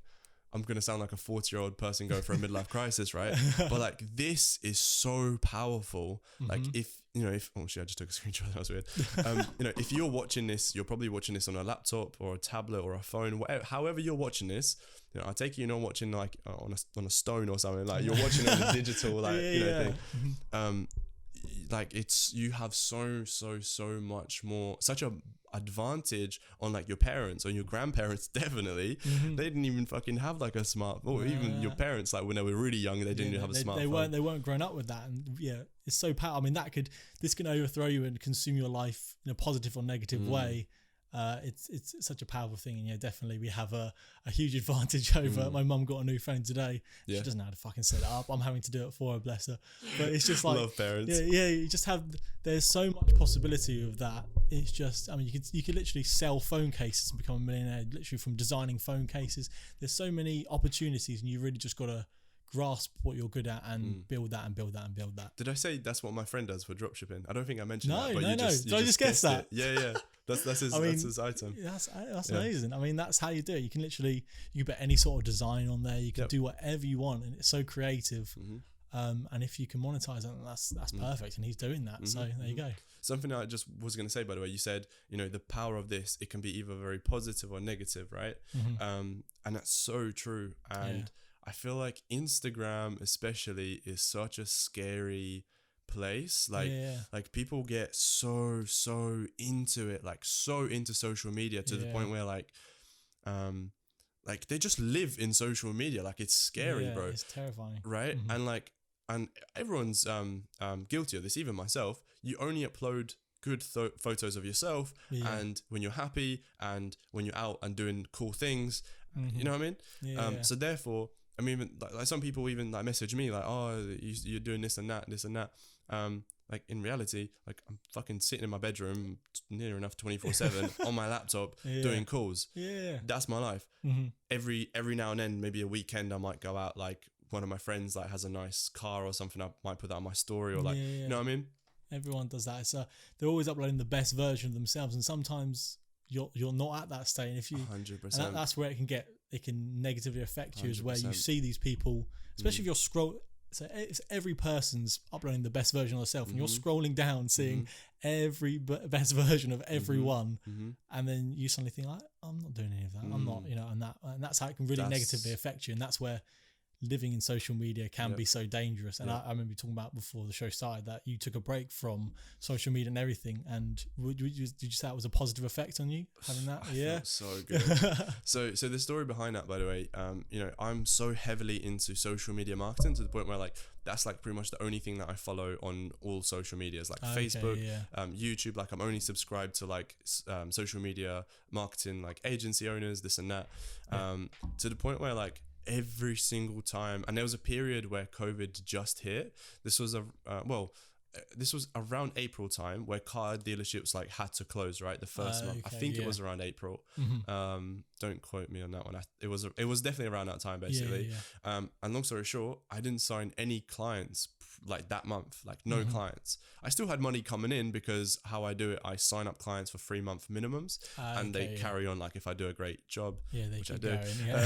So, but I didn't sign any more clients, so I was kind of feeling like shit, like However, I kept going on social media, on Instagram and Facebook, and boom, this person signed one for £4,000 a month. This person just signed another retainer for like 15,000. I'm just sitting there like, fuck, man, like I've not signed any. I actually started to feel shit about myself. And this kept on going for like a good week, like 7 days. And basically, long story short, I just kept getting like more and more into my thoughts, and I just kept getting more and more annoyed at myself. It consumes you, innit? It does. So much. Does. So basically, I just thought, and do you know what dopamine detox is? Or do you know what dopamine is? I think it was a YouTube video that I watched about it. Sorry, Carrie, you can carry on. Yeah, so you know basically what it is? Yeah.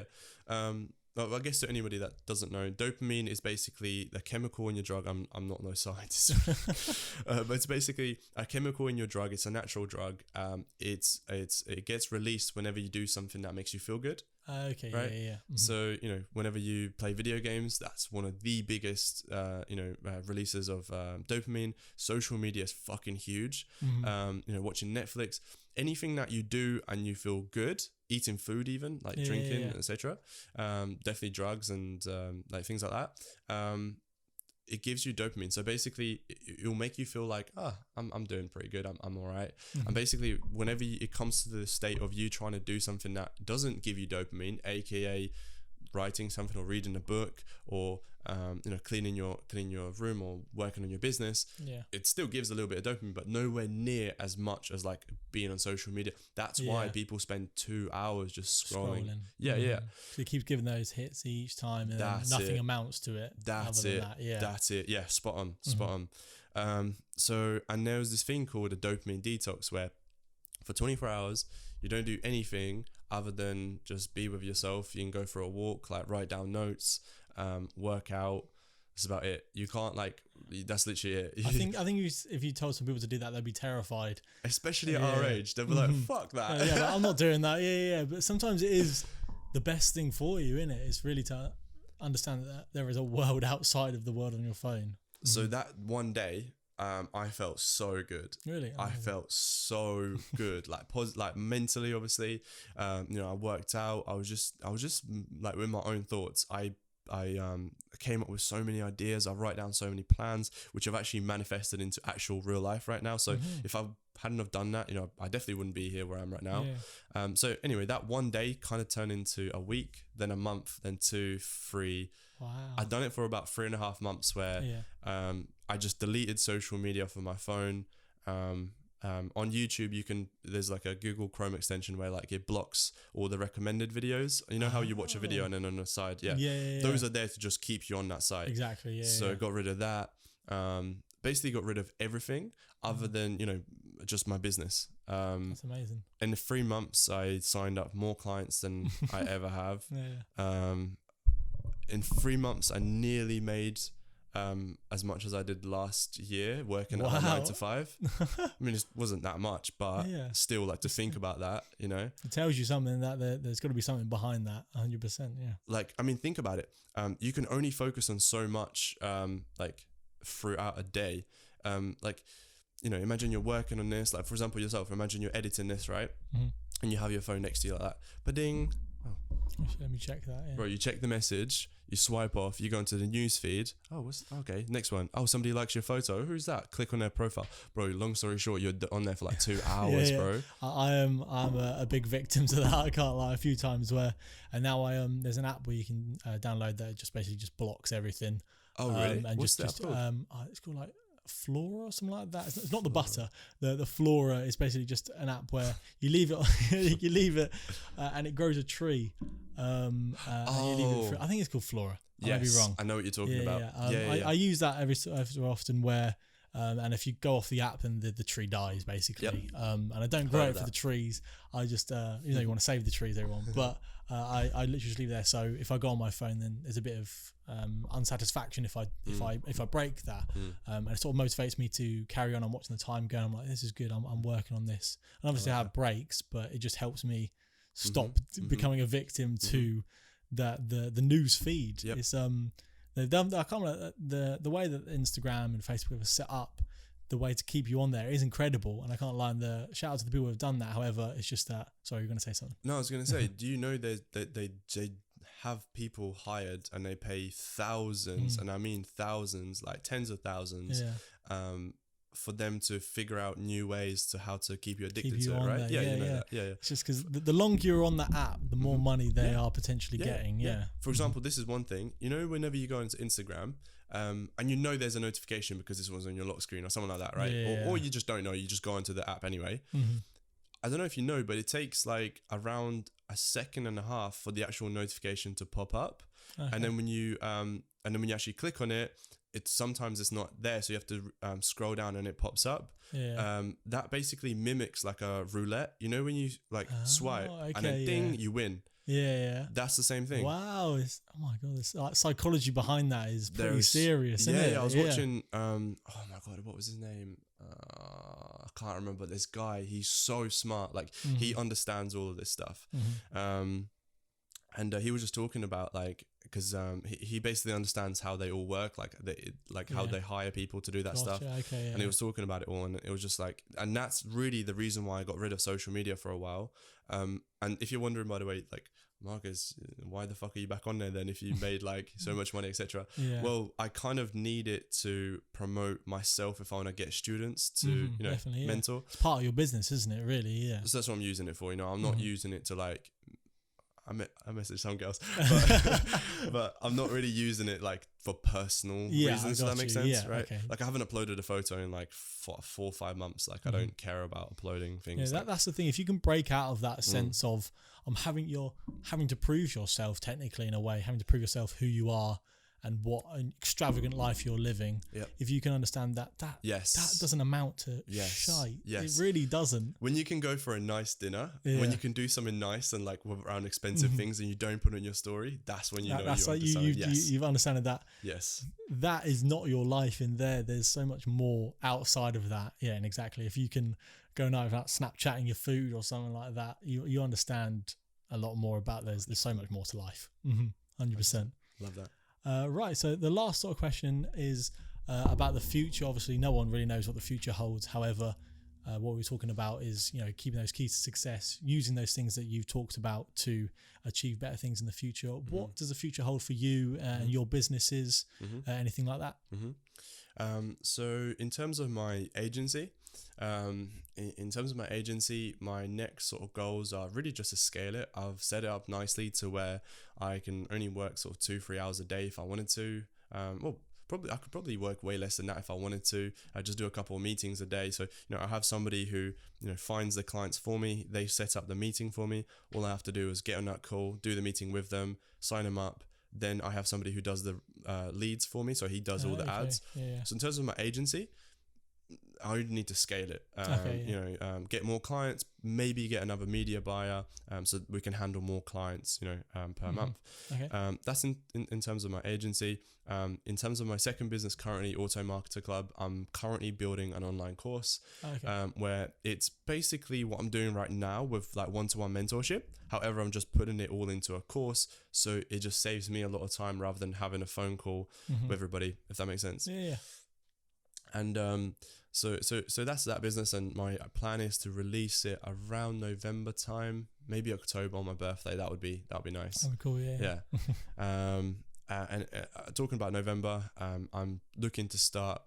Also, I'm very, very conscious of the fact that you only have so much focus, right?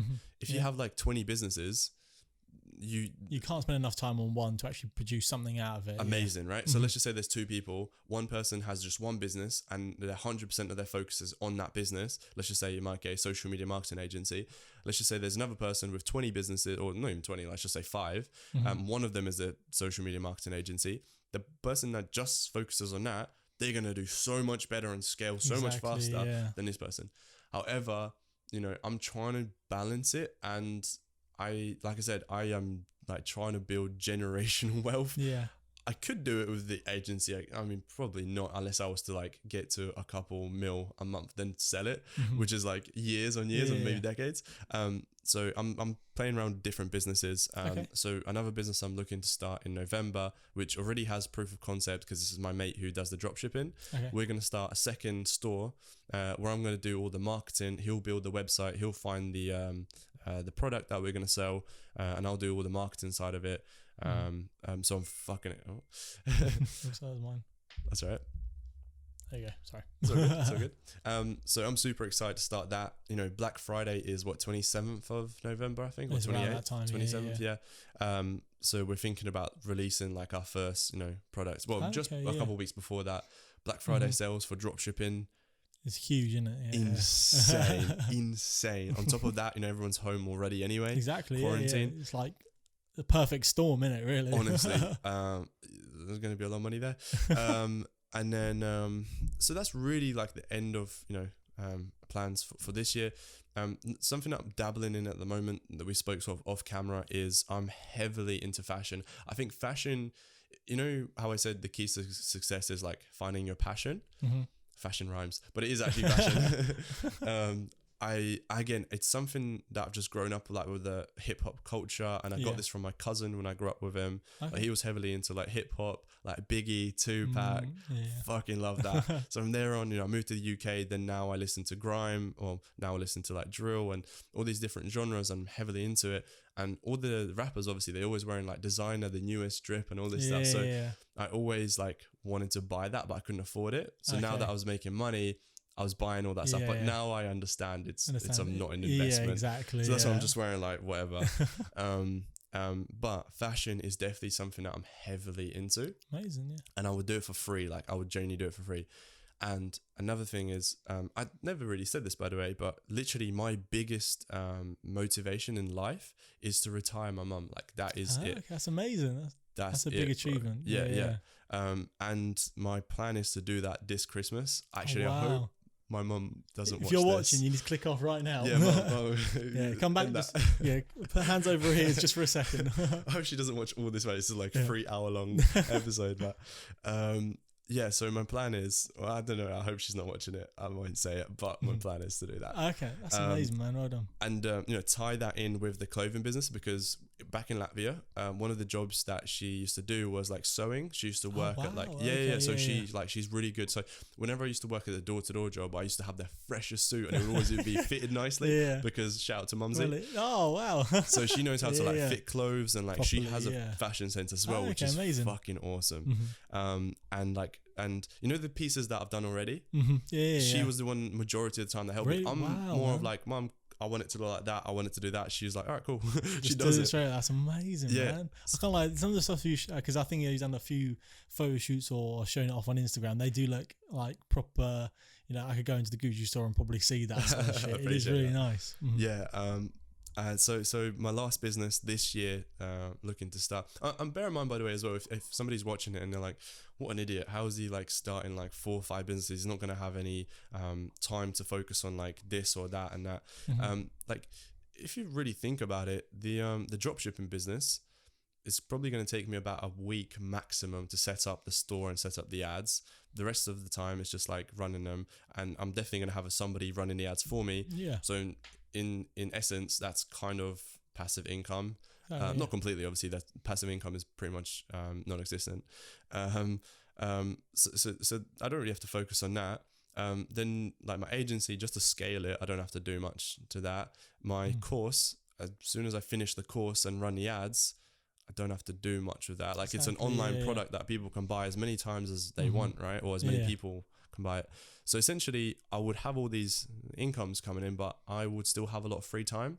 Gotcha. That's where I want to invest into my fill it up, with biggest different things. Yeah, I gotcha. And those will be that 2 things, like my passion for fashion. That rhymes. It's kind of funny. And retiring my mum. And they will too like go well together because she will enjoy it. I'm going to pay her, per month as like, I guess an employee, but I'm not going to think of it that way. Like I just pay her. Yeah, exactly. I know what she's earning right now. It's peanuts, bro. Like, I mean, she's a cleaner. So, I'm going to pay her, a good amount. And on top of that, she'll be doing something she enjoys. Obviously, she doesn't enjoy fucking cleaning. And that's really when I'm going to peak at happiness. Definitely. Yeah. I was about to say, especially that's been, your mum has always been there for you, helping you out and all these things, that if you can help out that person for the times that she's helped you, that is going to be such an achievement, and congratulations on that. It's going to be awesome. Thank you, brother. That's awesome. Clothing line is going to be called Epiphany Clothing. Definitely, yeah. And that'll be November time, did you say, or around that sort of? If you don't want to talk about it, we can shy away. Not too sure when the release is. And by the way, this was like the first time I've announced it, so exclusive. Let's go. Wise me exclusive. I like that. Thank you. But no, so the clothing business, we don't have a set time, but it's just that's my plan to retire my mum this Christmas. Like I've got it planned out how I'm going to do it. And in order for me to retire her, it's kind of like, well, we're going to start the clothing business at the same time. Because otherwise, if I feel like if you're going to retire somebody and they're just going to be sitting at home, they'd probably be fucking bored. Yeah, right? You've got to have something to do, exactly. Especially if it's something that she enjoys, that passion, then that's perfect. Yeah. So end of this year, beginning, definitely, there'll be something released by next summer. Perfect. Yeah. So if you guys are watching this around that time, there'll probably be a link in the description. You go check that out. But if not, actually, I had a last question, just talking about that. So you just mentioned about how you don't think passive income really doesn't exist. Do you want to just explain a little bit about that? And also, how would you say you can create a business that doesn't require you to be there constantly? How can you leverage your time in terms of that you don't have to be there at 9 to 5? It was if you go to that 9 to 5 job, you have to be there to earn that money. How would you say is How do you leverage your time in terms of things that you're doing? Time is very, very important. So you got to be careful around that, right? Yeah. And the first thing, I mentioned that I believe that passive income doesn't exist. The way you're going to hear the term passive income is when people try and sell you their shitty course or something like that, right? When they're trying to scam you or something. Because when you really think about it, like the term gets thrown around a lot in property, right? Oh, it's passive income. Well, eventually you still have to do something. Whether you buy a property, you put down 20%, and then you're renting it out, etc. Eventually something will go wrong, and then you have to go and fix that. Exactly. Yeah. Maybe your argument might be, well, I can just get somebody to do that for me. Yeah, but you still have to do that. Put in that time, and if you're not doing it yourself, you still have to put in that time to find someone to do it. Yeah, that's I got it. you. Yeah. Stocks, maybe. Well, you still have to keep on top of it. Exactly. Yeah. You still have to do some research to understand. You can't just put your money in blindly and go, that'll do something for me. Yeah. Companies do go under, things can go wrong. Yeah. And if there is like a passive income that's really, basically what I'm trying to say is don't fall for all these things that like, if you invest £500 in me, I'm guaranteed 5k out, and it's it's passive. All you have to do is it's either a pyramid scheme or some fucking scam. Because if that was true, don't you think everybody would do it? And don't you think that person would do it themselves? Why the fuck are they messaging you doing that? Exactly. If they've got the secret to something, they're not. Nowadays, people aren't going to just give away shit like that. Just say, "Oh yeah, I'll do that for you." I'll do that for you. Yeah. That's saying if that genuinely works, you see Jeff Bezos put his entire revenue, and then you really got to think about it from. You've got to stand back and think about it from a logical point of. That's not real. It's too good to be true, sort of shit. And the second part to your question was, how do you go about building a business that you don't necessarily have to be there 24/7, right? That's a really good question. And for me, it's always been one of those things where how can I create something where I can just kind of detach myself? So the idea of passive income has always been interesting to me. And that's why I think so strongly about, and this is why I just said, like, I don't believe it. It's because I came to the sad realization that it doesn't exist. Really exist. However, there are definitely things you can do in order to do less, earn more, right? Okay. So for example, for my business, let me just give you like a bird's eye view of how it works, right? But just to preface, when I started, it was me. I was doing everything I'm about to say. I was doing it all. However, once you start to understand how it works and you start to earn a little bit of money and you can just kind of put it away, you don't need it, you can delegate work. So number one thing you guys need to think about is no matter what business you're running, it literally doesn't matter what industry you're in. Are we so good for time? Yeah, perfect. Yeah. Carry on, man. There's no rush. It's all down to you. Yeah. So, no matter what business you're running, even for your sake right now, right? If you're trying to edit podcasts, obviously this you cannot outsource. You have to be it, right? It has to do it, yeah. But what else can you outsource? You can outsource somebody to, edit for you. Obviously, that's the main one. Number two, once this gets, bigger, you can get somebody to manage the cameras, etc., right? Yeah. You can get somebody to bring the water and things like that. It's honestly these little things where it saves you a lot of time. In my agency, I've outsourced it where somebody finds clients for me. So that's first team member. Then I have somebody who does the cold calls for me. So he does all the cold calling. He sets up appointments for me.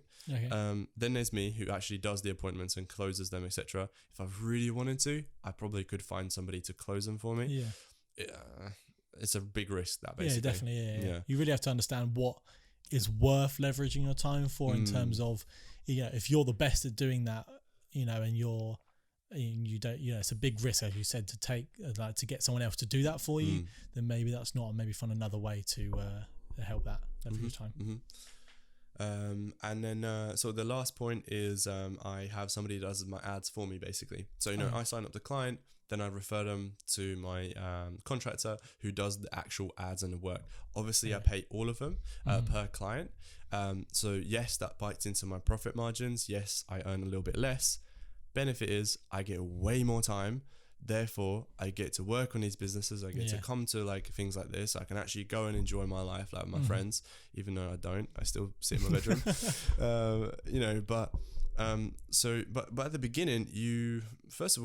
beginning, there's two things everybody always has. And if you're young, you have a lot of time, probably don't have a lot of money. The older you get, you're probably going to earn a lot more money, don't have a lot of time. Yeah. that's kind of where I guess I'm getting to, where I don't have a lot of fucking time. So I need to try and leverage it to different things. Like, for example, even my course that I'm recording right now, I have somebody that will edit all of my videos for me. Each video is about an hour long. I am not, and there's a lot of cuts, by the way. Like, you know what I mean? It's not like this where it's just chill and you're having a chat. Exactly, So I thought, bloody hell, first of all, that's like 2 hours at least. Minimum, you know, to edit. Then another hour to render, or like 40-something minutes to render. So bloody hell, I'm just going to pay somebody to do that. So that saves me so much time. So now instead of my course being released in November, probably be done like in October time. So yeah, the answer to the question about like passive income is figure out what things that you do that you don't have to do, and you can pay somebody to do that for you. Okay. Whether it's like hiring an accountant, you know, a secretary, a VA, like, you know, virtual assistant. Loads of these different things that can save you a lot of time. Okay, perfect. Well, I mean, is there anyone you want to shout out at all in the podcast? I don't know. I actually didn't think about this. I found that question a bit randomly. I apologise. That's okay. Same as the last guy, I guess. Shout out Mumsy. Without you, I wouldn't be here. And actually, like, on a serious note, like, shout out to all my friends. I don't know if any of you are going to watch it all the way to the end, but if you are, you're a real one if you're watching all the way to the end. Give me a message if you have. But no, seriously, I fucking appreciate like everybody that's been supporting me. It's quite weird. I genuinely don't get a lot of negative messages. Like, a lot of people get like hate and, oh, you're doing this, like I just get like a lot of nice messages. So like for that, I'm so grateful. It kind of shows you that what you're doing is, at least from the outside perspective, you know, seems like the right thing to do. Surely, So yeah, shout out to everybody who's supporting me. I fucking appreciate you. Shout out Josh, Jake, Aaron, Joe, Harrison, obviously, Andre. It's pretty much my G's. That's everyone. All right. There's loads more. Jake. I'm going to edit that. So if you've got any messages or there's anything you're a bit confused about, I'll leave your links in the description. You can check that. Any messages at all that you want to direct to us is at Wise Media UK on every platform. Thank you very much, Markuss, for coming on. I really appreciate it, big man. Thank you. You take care and see you later, guys. Thank you. See you later.